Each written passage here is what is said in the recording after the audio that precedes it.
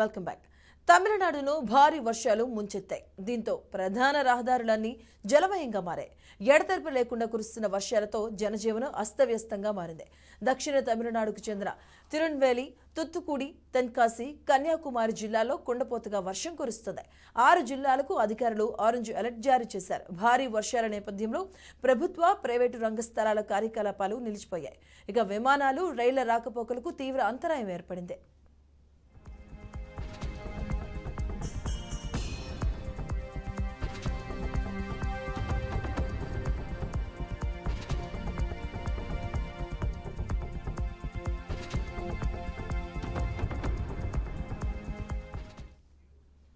వరద తీవ్రత ఎక్కువగా ఉండటంతో పాపనాశనం, పెనుంజని, పెచ్చుపారే డ్యాముల నుంచి నీటిని వదలడంతో తిరునెల్వేలి, తుత్తుకుడి, తెన్కాసి జిల్లాలోని పలు ప్రాంతాల్లో భారీగా వరద చేరింది. లోతట్టు ప్రాంతాల్లోని ఇళ్లు నీట మునిగాయి. ఇప్పటికే సీఎం స్టాలిన్ సహాయక చర్యలను పర్యవేక్షిస్తున్నారు. అవసరమైతే ప్రభావిత ప్రాంతాల నుంచి ప్రజలను తరలించడానికి సిద్ధంగా ఉండాలని ఆయా జిల్లా కలెక్టర్లను స్టాలిన్ ఆదేశించారు.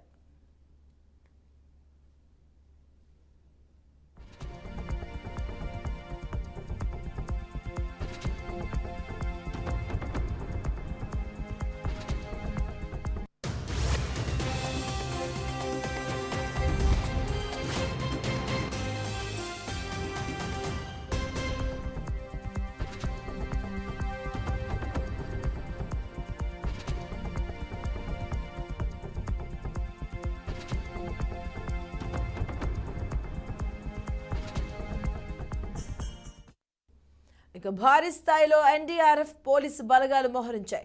మత్స్యకారులు సముద్రంలోకి వెళ్లొద్దంటూ హెచ్చరించారు. ఈ నెల ప్రారంభంలో మిచాంగ్ తుఫాను ప్రభావంతో తమిళనాడు ఉక్కిరిబిక్కిరైంది. దాని నుంచి కోలుకుంటున్న సమయంలో మళ్లీ భారీ వర్షాలు తమిళనాడును అతలాకుతలం చేస్తున్నాయి. తుత్తుకుడిలో విమానాల రాకపోకలకు అంతరాయం ఏర్పడింది. కొన్ని విమానాలను దారి మళ్లించారు. ఇక మరికొన్ని సర్వీసులను రద్దు చేశారు.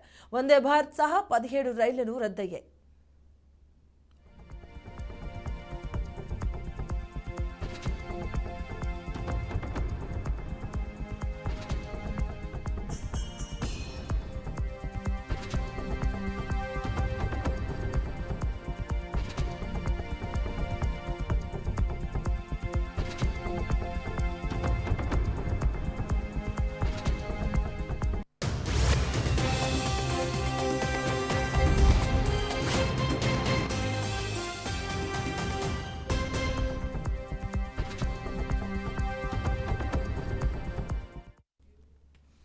తమిళనాడును వర్షాలు మరోసారి అతలాకుతలం చేస్తున్నాయి. పూర్తిగా నీట మునిగాయి తుత్తుకుడి పట్టణం. మన విజువల్స్ లో కూడా చూడొచ్చు. దక్షిణ తమిళనాడులో భారీ వర్షాలు కురుస్తూ ఉన్నాయి. 6 జిల్లాల్లో అయితే ఆరెంజ్ అలర్ట్ అనేది కొనసాగుతూ ఉంది.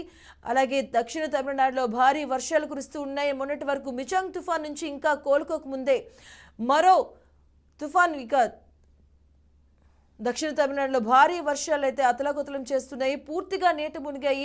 రహదారులన్నీ కూడా జలమయంగా మారాయి. మనం చూసుకోవచ్చు విజువల్స్ లో కూడా. ఎడతెరపి లేకుండా కూడా కురుస్తున్న వర్షాలతో అయితే జనజీవనం అస్తమస్యంగా మారింది. దక్షిణ తమిళనాడుకు చెందిన తిరునెల్వేలి, తుత్తుకుడి, తెన్కాసి, కన్యాకుమారి జిల్లాలో అయితే కుండపోతగా వర్షం కురుస్తున్నట్టుగా తెలుస్తూ ఉంది.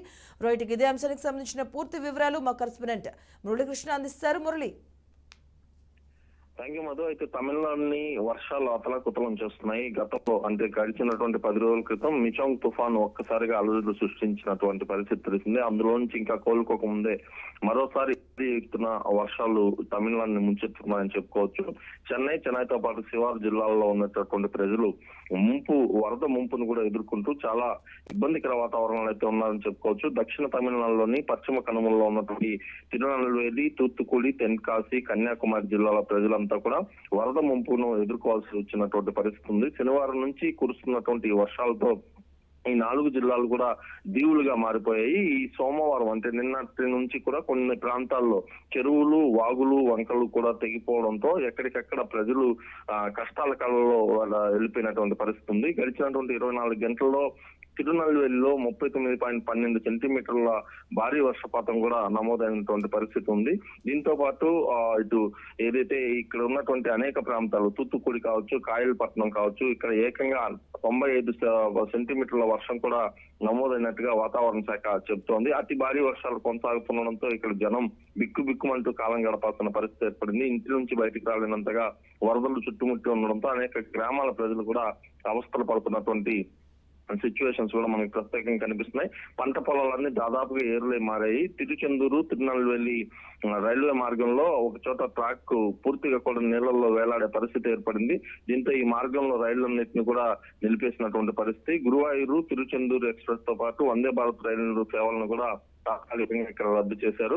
దీంతో పాటు ఎటు చూసినా దీవులను తలపిస్తున్నటువంటి గ్రామాలు, నీట మునిగినటువంటి నివాసాలు ప్రత్యేకంగా కనిపిస్తున్నాయని చెప్పుకోవచ్చు.